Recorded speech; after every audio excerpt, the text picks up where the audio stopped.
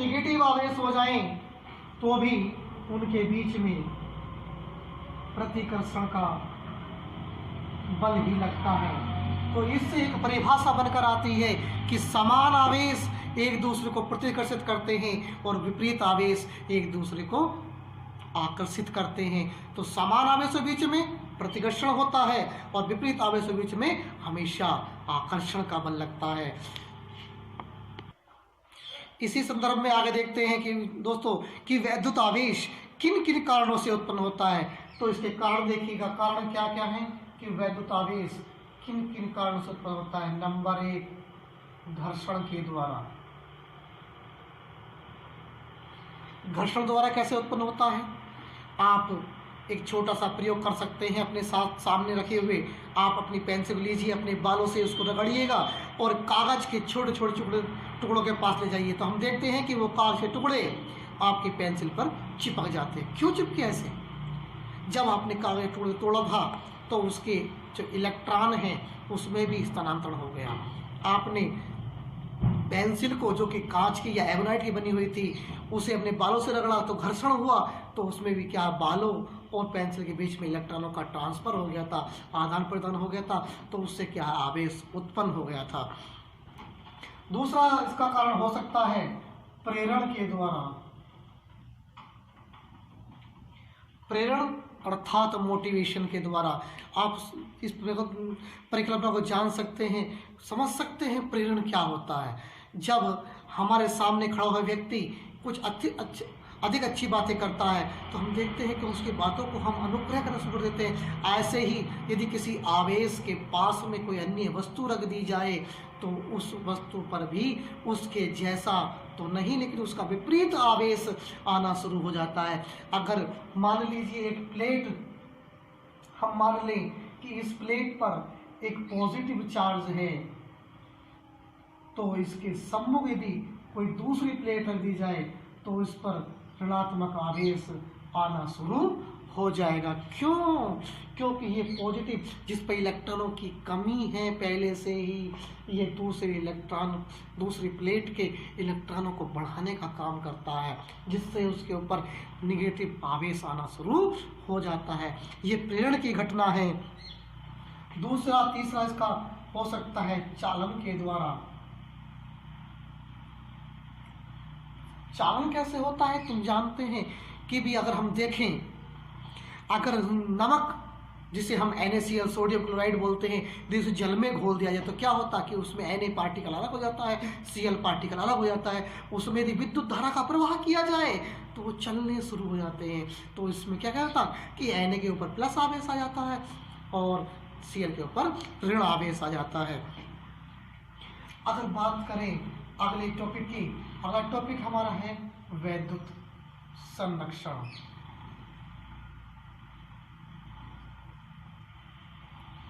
वैद्युत संरक्षण का मतलब क्या है? समझिए, संरक्षण क्या है? संरक्षण का मतलब क्या है कि आवेश न तो उत्पन्न किया जा सकता है और न ही नष्ट किया जा सकता है। यह केवल एक परमाणु से दूसरे परमाणु पर ट्रांसफर हो जाता है। ये नष्ट नहीं हो सकता और ना ही नया उत्पन्न हो सकता है, केवल एक परमाणु से दूसरे परमाणु में जा सकता है। और जैसे ही एक परमाणु से इलेक्ट्रॉन दूसरे परमाणु जाता है तुरंत हम कह देते हैं कि आवेश उत्पन्न हो गए। लेकिन हुआ क्या? इलेक्ट्रॉनों का स्थानांतरण हुआ, कोई आवेश का कोई हुआ? आवेश का स्थानांतरण नहीं हुआ है, केवल किसका? इलेक्ट्रॉनों का स्थानांतरण हुआ है, जिससे उसके ऊपर आवेश की संकल्पना आ गई है। इसका अगला टॉपिक देखते हैं, आवेश का क्वांटीकरण।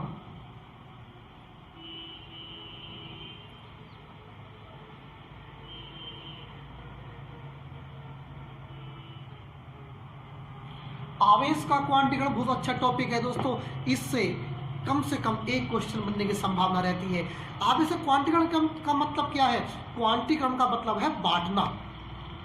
आवेश कभी बट नहीं सकता।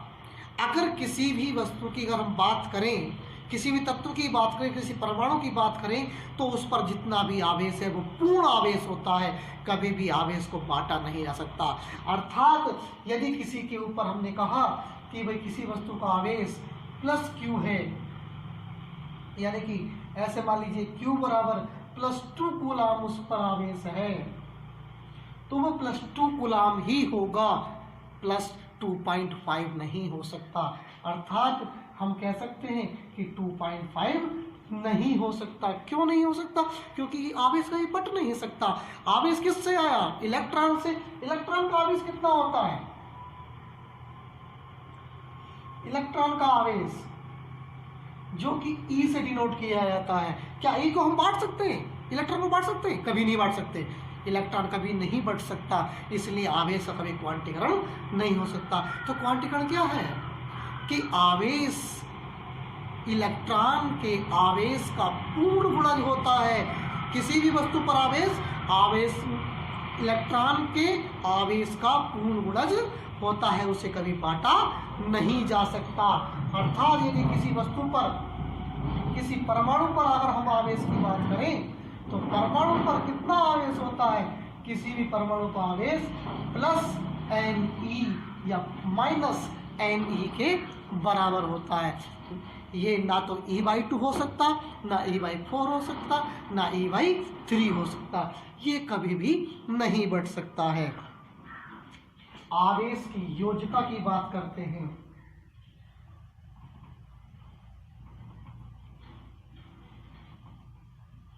आवेश की योज्यता, योज्यता का मतलब योगफल करना। योगफल कब होता है? जब किसी को कहीं से बाहर से इलेक्ट्रॉन मिल जाए या आवेश मिल जाए, या मान लो कोई अलग अलग परमाणु हमारे पास हैं, उनके ऊपर विभिन्न आवेश है, उन दोनों को आपस में जोड़ दिया जाए तो क्या होगा? परमाणु जुड़ेंगे, लेकिन साथ में उनका आवेश भी जुड़ जाएगा। तो आवेश की योज्यता क्या है? कि किसी भी निकाय का कुल वैद्युत आवेश उसके विभिन्न अवयवी कणों पर उपस्थित भिन्न भिन्न आवेशों के बीजगणितीय योगफल के बराबर होता है। मान लीजिए एक अवयव कण है, वो कई प्रकार के कणों से मिलकर के बना हुआ है, तो उस पर आवेश मान लीजिए एक पर +E है, दूसरे पर +2E है, तीसरे पर -3E है, चौथे पर -1E है, पांचवें पर +5E है। इस प्रकार से बहुत सारे हमें आवेश दे रखे हैं। मान लीजिए ये Q1 है, ये Q2 है, ये Q3 है, ये Q4 आवेश है और ये Q5 है। तो आवेश की योज्यता क्या होगी? इन सभी आवेशों को जोड़ दीजिएगा, एक जगह ऐड कर दीजिएगा, तो कुल आवेश Q बराबर कितना होगा? Q1 + Q2 + Q3 + Q4 + Q5 and so on. अगर और आवेश हो तो आगे भी ले सकते हैं इसे। देखिए +1E +2E -3E -1E और +5E, इन सबको जोड़िएगा। 1 से ये 1 कैंसिल हो जाएगा और ये हमारे पास 5 और 2 7 में से 3 गए, हमारे पास +4E उसके ऊपर आवेश बस जाएगा। अर्थात उस निकाय के ऊपर 4 इलेक्ट्रॉन धनात्मक आवेश उस पर जाता है। तो इस प्रकार से आवेशों को जोड़ा जा सकता है, लेकिन आवेश को बांटा नहीं जा सकता। कभी भी भिन्नात्मक रूप में उसे नहीं कहा जा सकता। अब बात करते हैं अगले टॉपिक की, पदार्थ की। मेटल, पदार्थ कितने प्रकार के होते हैं? वैद्युत की परिभाषा में पदार्थों को 3 रूपों में बांटा गया है। एक तो कहलाते हैं कंडक्टर, चालक, एक को कहलाते हैं अचालक और तीसरे कहलाते हैं अर्धचालक। देखिए यहाँ पर हम चालक की बात करेंगे, अचालक की बात करेंगे, और अचालक का दूसरा नाम होता है वैद्युत रोधी। वैद्युत रोधी कहते हैं इसे। अर्धचालक की बात हम आगे बात करेंगे। चालक क्या होता है? चालक के बारे में सब जानते हैं, जिसमें आवेश का प्रवाह हो सकता है, इलेक्ट्रॉन का प्रवाह हो सकता है, वैद्युत धारा का प्रवाह हो सकता है, ऊष्मा का प्रवाह हो सकता है। चालक है। चालक क्यों कहलाया? क्योंकि उसके अंदर मुक्त इलेक्ट्रॉनों की संख्या बहुत ज़्यादा होती है, जिसके कारण उसके अंदर वैद्युत धारा एक सिरे से दूसरे सिरे की ओर प्रवाहित हो सकती है, इसलिए उसे क्या कहा गया? चालक कहा गया। बात करते हैं अचालक की। अचालक क्या है? समझ सकते हैं। चालक मतलब जो चालक के विपरीत हो। अर्थात जिसमें ना तो विद्युत धारा का प्रवाह हो सकता हो, ना ही ऊष्मा का प्रवाह हो सकता हो, और जिसके अंदर इलेक्ट्रॉनों की संख्या भी बहुत कम रह गई हो। ऐसे में क्या हो सकता है कि इलेक्ट्रॉन से कम का मतलब क्या है, उसके अंदर जो मुक्त इलेक्ट्रॉन है, फ्री इलेक्ट्रॉन है, बहुत कम होते हैं।